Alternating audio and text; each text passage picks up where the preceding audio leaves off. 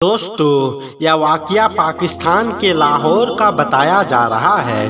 कहानी शेख साहब की है। शेख साहब लाहौर में एक मामूली दफ्तर में नौकरी किया करते थे, लेकिन उनके दिन कुछ इस तरह से बदले कि उस दफ्तर के साहब को वो पसंद आ गए और यूं उनकी फैमिली में शेख साहब की शादी हो गई। शेख साहब की ज़िंदगी बदलने लगी। दिन रात और रात दिन में बदल गए और शेख साहब एक दुकान से एक मार्केट फिर एक फैक्ट्री की मालिक बन गए।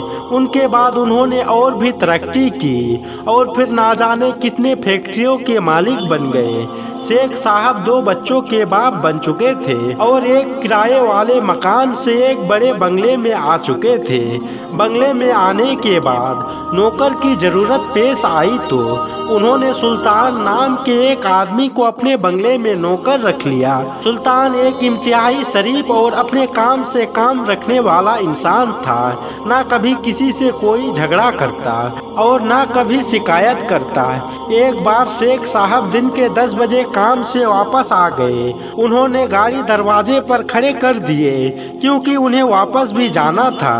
घर में दाखिल होते वक्त ना जाने क्या हुआ कि पौधे को पानी दे रहे सुल्तान के हाथ से पाइप पिछल गया और शेख साहब के कपड़े पर पानी गिर गया और शेख साहब भीग गए। सुल्तान उनकी पैरों में गिर गया और गिड़गिड़ा कर माफ़ी मांगने लगा। साहब, मुझसे गलती हो गई। लेकिन शेख साहब का दिमाग आसमान पर था।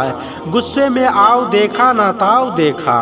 वही खड़े खड़े सुल्तान को नौकरी से निकाल दिया और कहा कि शाम से पहले मेरे घर से निकल जाओ। सुल्तान बेचारा अपना सामान का पोटली बांधकर घर से बाहर निकलकर दरवाजे पर बैठ गया। शायद शेख साहब का गुस्सा शाम को ठंडा हो जाए तो वापस बुला ले। लेकिन शाम को शेख साहब वापस आए तो देखा कि सुल्तान अभी तक उनके दरवाजे पर बैठा हुआ है। शेख साहब ने गुस्से में गार्ड से कहा, इसे धक्के मार कर निकाल दो या मुझे यहाँ नजर न आए। सुबह हुई तो सुल्तान वहाँ से जा चुका था। अल्लाह जाने वो कहाँ चला गया। वक्त गुजरता गया। शेख साहब का तेजी से चलता हुआ कारोबार अचानक रुकने लगा। कारोबार में तरक्की का रफ्तार धीरे धीरे कम पड़ती गई। फिर एक फैक्ट्री में आग लग गई। पूरी फैक्ट्री जलकर राख हो गई। शेख साहब को बैठे बैठाए करोड़ों का झटका लग चुका था।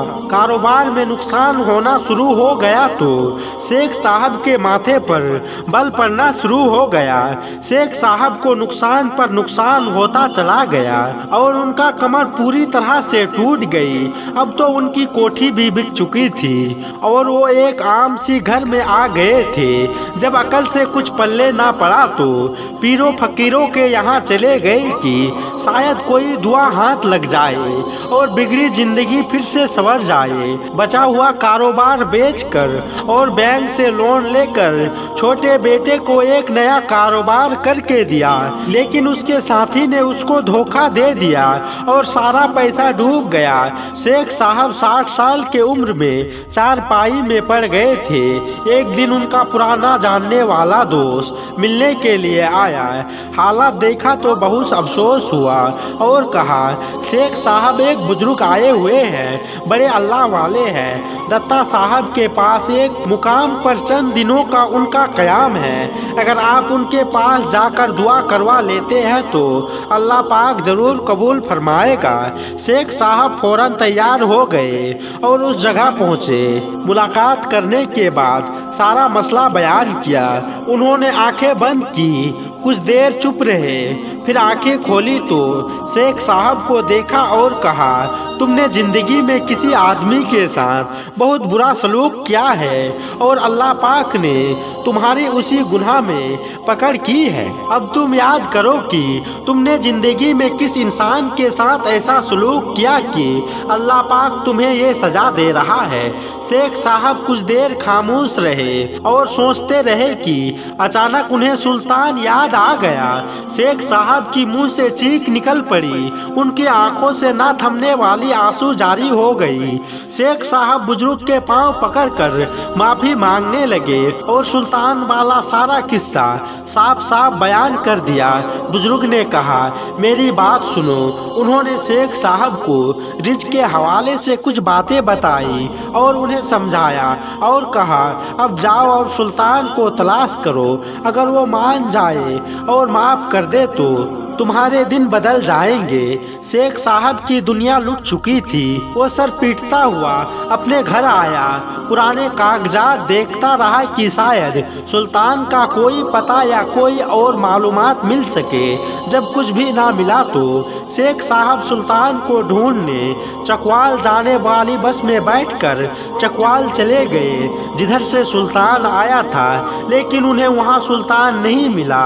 छोटा बेटा बाप को तलाश करते हुए चकवाल अड्डा आ पहुंचा और बाप को वापस लाहौर ले आया। लेकिन शेख साहब का दिल से सुकून खत्म हो चुका था। कुछ दिन के बाद फिर से शेख साहब घर से गायब हुए तो बेटे को मालूम था कि कहां पर गए होंगे।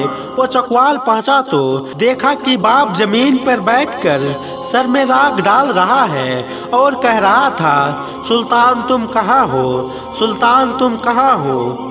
बेटा खुद रोता हुआ बाप को वापस ले आया। चंद दिन के बाद शेख साहब का इंतकाल हो गया, लेकिन सुल्तान नहीं मिला। प्यारे दोस्तों, कहते हैं नौकर को मत निकालो, उनका रिज्क तुम्हारे रिज्क के साथ जुड़ा हुआ है। उसे तो अल्लाह पाक कहीं और रिज्क दे देगा। उसके पास वसीला देने के लिए किसी चीज की कमी नहीं है। लेकिन कहीं ऐसा ना हो तुम उस मुआवजे वाली नियामत से महरूम हो जाओ। दोस्तों, अपनी माली मामलात में बहुत एहतियात रखिए। अगर किसी के पास 10 से 15 रुपया रह जाए और आप उन्हें छोड़ने की ताकत रखते हैं तो उन पैसों को मत मांगो। आसपास और खानदान में जो भी मुस्तहिक है उनका ख्याल रखें। यकीन कीजिए आप जिंदगी में कभी भी तंगरस्त नहीं होंगे। दोस्तों, अगर आज हमारे पास बैंक बैलेंस है, अल्लाह की दी हुई बहुत सी नियामतें हैं, तो हमें चाहिए कि हम लोगों की मदद करें, क्योंकि उनमें हमारे साथ साथ गरीबों, यतीमों, मिस्कीनों, बेवाओं, मरीजों और जरूरतमंदों का पूरा पूरा हक है। अगर हम उनका ख्याल रखेंगे तो यकीन मानिए हमारा रिज्क बढ़ता जाएगा। अल्लाह पाक इसमें कभी कमी नहीं होने देगा। आखिर में अल्लाह पाक से दुआ है हमें और आपको गरीबों और जरूरतमंदों की मदद करने की तौफीक अता फरमाए। आमीन, अल्लाहुम्मा आमीन। दोस्तों, उम्मीद करते हैं कि आपको यह वीडियो पसंद आई होगी। पसंद आई तो वीडियो को लाइक करें और हमारे इस चैनल को जरूर सब्सक्राइब कर ले।